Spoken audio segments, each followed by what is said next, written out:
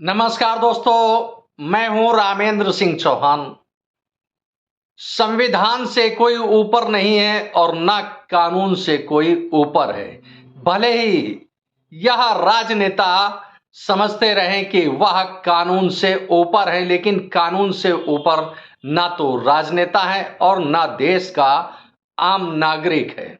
जी हां, झारखंड के पूर्व मुख्यमंत्री हेमंत सोरेन प्रवर्तन निदेशालय के सामने नहीं जा रहे थे। हेमंत सोरेन पर आर्थिक गड़बड़ घोटाला करने का आरोप था।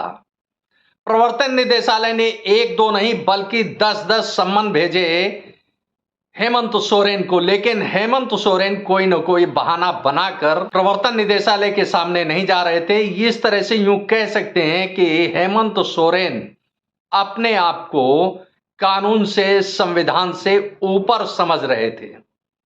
अब कमोबेश यही हालात हैं दिल्ली के। दिल्ली में आम आदमी पार्टी की सरकार है और आम आदमी पार्टी के मुखिया अरविंद केजरीवाल दिल्ली के मुख्यमंत्री हैं। दिल्ली में 338 करोड़ रुपए का शराब घोटाला हुआ, इसकी जांच पड़ताल प्रवर्तन निदेशालय कर रहा है। इसमें मनी लॉन्ड्रिंग से लेकर भ्रष्टाचार तक का बड़ा मामला है। लेकिन अब अरविंद केजरीवाल कोई न कोई बहाना बनाकर कभी प्रवर्तन निदेशालय के नोटिस को यानी समन को गैर कानूनी बता देते हैं, तो कभी विपश्यना ध्यान केंद्र में जाकर अपने आप को स्वास्थ्य लाभ लेने के लिए एक बहाना बनाकर किनारा कर जाते हैं, तो कभी चुनाव प्रचार का बहाना करके अरविंद केजरीवाल ईडी यानी प्रवर्तन निदेशालय के सामने नहीं जा रहे हैं। प्रवर्तन निदेशालय ने अब न्यायालय का रुख किया और न्यायालय ने अरविंद केजरीवाल को तलब किया। इसी बीच प्रवर्तन निदेशालय ने अरविंद केजरीवाल को एक बार फिर 8वां समन इशू कर दिया, लेकिन अभी तक कुछ ऐसा नहीं लग रहा है कि अरविंद केजरीवाल प्रवर्तन निदेशालय के सामने जाएंगे और अपनी बात रखेंगे, अपना पक्ष रखेंगे और अपने आप को निर्दोष साबित करने की कोशिश करेंगे। लेकिन अब अरविंद केजरीवाल पर सुप्रीम कोर्ट का एक आदेश बहुत भारी पड़ने वाला है। यह आदेश सुप्रीम कोर्ट का तमिलनाडु की सरकार और वहां के कामकाज को लेकर के है। प्रवर्तन निदेशालय ने तमिलनाडु के 5 जिलाधिकारियों को समन इशू किया था अवैध खनन यानी माइनिंग के मामले में जांच पड़ताल के लिए। तमिलनाडु के 5 आईएएस अफसरों यानी जिलाधिकारियों को प्रवर्तन निदेशालय ने तलब किया था जांच पड़ताल के लिए। अब प्रवर्तन निदेशालय ने तलब किया तो तमिलनाडु सरकार और वह 5 जिलाधिकारी हाई कोर्ट चले गए, यानी मद्रास हाई कोर्ट की शरण ले ली और मद्रास हाई कोर्ट ने एक राहत दे दी कि ईडी प्रवर्तन निदेशालय के सामने अफसरों को नहीं जाना है। यानी एक तरह से छूट मिल गई 5 अफसरों को कि प्रवर्तन निदेशालय उनको तलब नहीं कर सकता, जिस पर प्रवर्तन निदेशालय ने सुप्रीम कोर्ट का रुख किया। प्रवर्तन निदेशालय ने सुप्रीम कोर्ट में अपना पक्ष रखा कि अवैध खनन माइनिंग में बड़ा मामला है, मनी लॉन्ड्रिंग का मामला है, अवैध खनन का मामला है। इस तरह से इन सभी 5 अधिकारियों से, 5 जिलाधिकारियों से पूछताछ करना आवश्यक है, क्योंकि भ्रष्टाचार का यह एक बड़ा मामला है। सुप्रीम कोर्ट ने सारी बातें, सारा पक्ष सुन करके एक फैसला दे दिया कि मद्रास हाई कोर्ट का फैसला रद्द कर दिया और यह कहा सुप्रीम कोर्ट यानी उच्चतम न्यायालय ने साफ तौर पर यह कहा कि केंद्रीय जांच एजेंसियां यानी प्रवर्तन निदेशालय यदि किसी को समन इशू करती हैं तो जांच पड़ताल में सहयोग करना चाहिए और समन का सम्मान करना चाहिए, यानी ऑनर करना चाहिए समन का, क्योंकि केंद्रीय जांच एजेंसी उनको समन कर रही है और जांच पड़ताल करना चाहती है। ऐसे में अफसर हो या कोई भी हो, उसे न केवल समन का सम्मान करना चाहिए बल्कि जांच में सहयोग भी करना चाहिए। अब सुप्रीम कोर्ट के इस आदेश ने, बात चाहे हेमंत सोरेन की हो, चाहे बिहार में लालू प्रसाद यादव, उनके बेटे तेजस्वी यादव या लालू प्रसाद यादव की पत्नी राबड़ी देवी की बात हो, या फिर दिल्ली में मुख्यमंत्री अरविंद केजरीवाल की बात हो, या उत्तर प्रदेश में अखिलेश यादव, उत्तर प्रदेश के पूर्व मुख्यमंत्री और समाजवादी पार्टी के मुखिया अखिलेश यादव की बात हो। इन सभी नेताओं के लिए, इन सभी राजनेताओं के लिए सुप्रीम कोर्ट का यह फरमान, यह आदेश या फैसला उनके गले में इस तरह से फंस गया है कि अब ना उनको सांस लेते बन रही है, क्योंकि इन राजनेताओं को अब अपनी सांस उखड़ती दिख रही, यानी उनके पैर डगमगाने लगे हैं कि कहीं ना कहीं, कभी ना कभी केंद्रीय जांच एजेंसियां उनको गिरफ्तार कर सकती हैं यदि वह जांच एजेंसियों के सामने नहीं गए। आम आदमी पार्टी के राष्ट्रीय संयोजक, राष्ट्रीय अध्यक्ष और दिल्ली के मुख्यमंत्री अरविंद केजरीवाल नाना प्रकार के बहाने बनाकर अब तक प्रवर्तन निदेशालय के सामने नहीं गए हैं और बार बार सवाल उठा रहे हैं कि आखिर उनको किस नाते बुलाया जा रहा है, गवाह के तौर पर, अपराधी के तौर पर, इसे स्पष्ट करें। तो यह कोई जरूरी नहीं है कि केंद्रीय जांच एजेंसियां जो मामले की जांच कर रही हैं वह आपके सभी सवालों का जवाब दें, क्योंकि जांच पड़ताल में सवाल तो जांच एजेंसी के होंगे और जवाब होंगे जो सामने बैठा व्यक्ति होगा, यानी जिसे पूछताछ के लिए, जांच के लिए तलब किया गया होगा। ऐसे में दिल्ली के मुख्यमंत्री अरविंद केजरीवाल के सारे तर्क धूमिल साबित होते हैं। अब इसी तरह का एक और मामला उत्तर प्रदेश का है। उत्तर प्रदेश के पूर्व मुख्यमंत्री और समाजवादी पार्टी के मुखिया अखिलेश यादव के गले में भी अब सीबीआई फंस गई है, यानी एक केंद्रीय जांच एजेंसी अखिलेश यादव के गले में भी फंस गई है। यह मामला उत्तर प्रदेश का है। उत्तर प्रदेश में 2012 से और 2016 के बीच में हमीरपुर में एक बड़ा घटनाक्रम हुआ। उत्तर प्रदेश में जब अखिलेश यादव की सरकार थी, उस समय अखिलेश यादव ने एक व्यवस्था दी थी, एक कानून बनाया था कि किसी भी विभाग में ई टेंडरिंग के माध्यम से ही टेंडर होंगे, यानी जो आवंटन होगा किसी भी प्रकार का वह ई टेंडरिंग के माध्यम से होगा। लेकिन जब उनके अपने मामले आए तो अखिलेश यादव ने ई टेंडरिंग के फार्मूले को दरकिनार करके एक तरफा फैसला लिया। उत्तर प्रदेश सरकार के ई टेंडरिंग के मामले में उच्च न्यायालय ने भी अपना फैसला दिया था कि यह राज्य सरकार का एक अच्छा फैसला है और इसे लागू किया जाना चाहिए।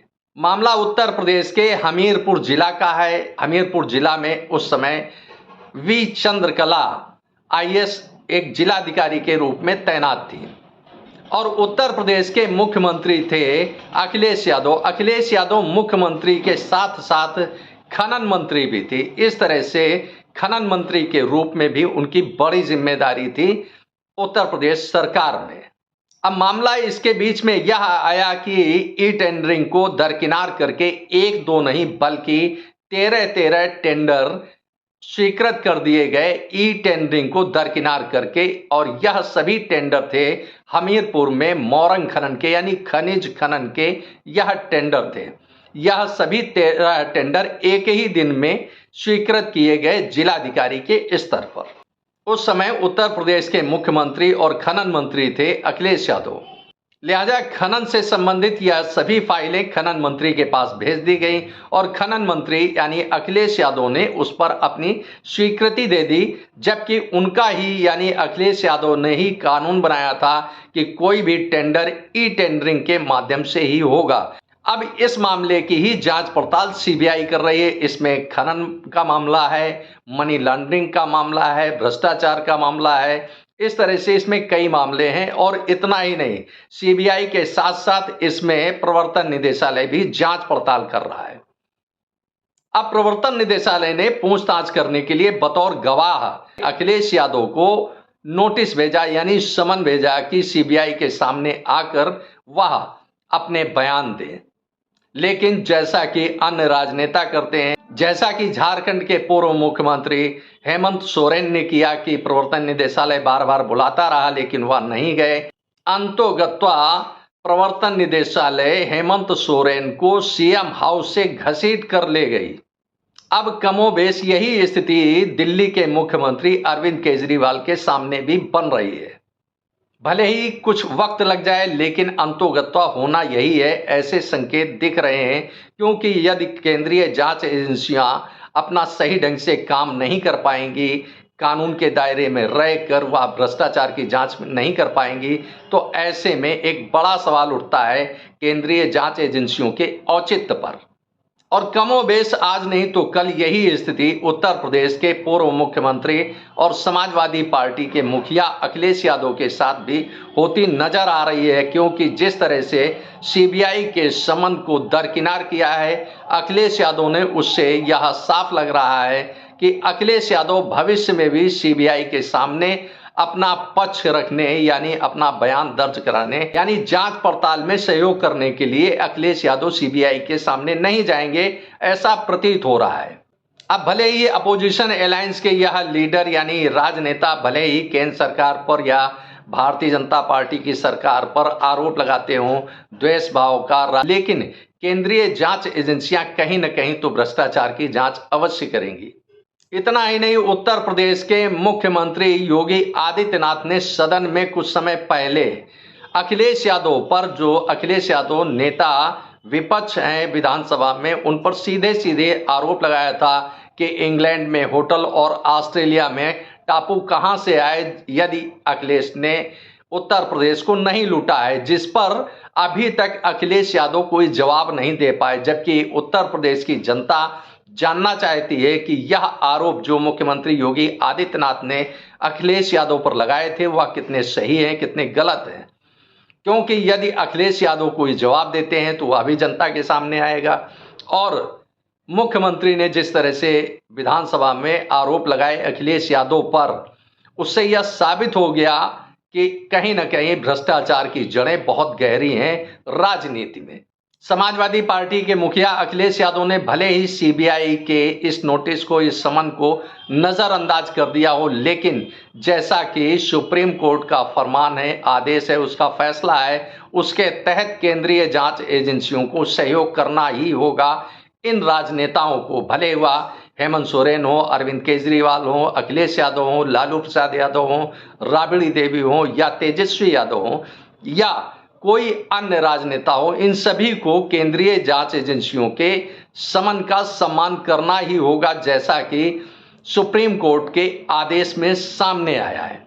अब इससे यह भी कहा जा सकता है कि बकरे की मां आखिर कब तक खैर मनाएगी, क्योंकि हेमंत सोरेन तो सामने है, भले ही कुछ विलंब हो, कुछ देर हो, लेकिन कहीं ना कहीं चाहे वह अरविंद केजरीवाल हो या अखिलेश यादव हो, इनके लिए कानून का शिकंजा गले में कसता दिख रहा है। यानी अखिलेश यादव और अरविंद केजरीवाल के गले में कानून का शिकंजा, कानून का यह फंदा कसता दिख रहा है। भले ही कुछ दिन यह राजनेता बच जाएं, लेकिन अंतोगत्वा यदि नहीं हाजिर होंगे तो जिस तरह से हेमंत सोरेन को खींचकर सीएम हाउस से प्रवर्तन निदेशालय लाया, उसी तरह से केंद्रीय जांच एजेंसियां, चाहे अरविंद केजरीवाल हो या अखिलेश यादव हो, जांच एजेंसियां खींचकर इनको अवश्य ले जाएंगी, इसमें कोई शक संदेह नहीं दिखता है।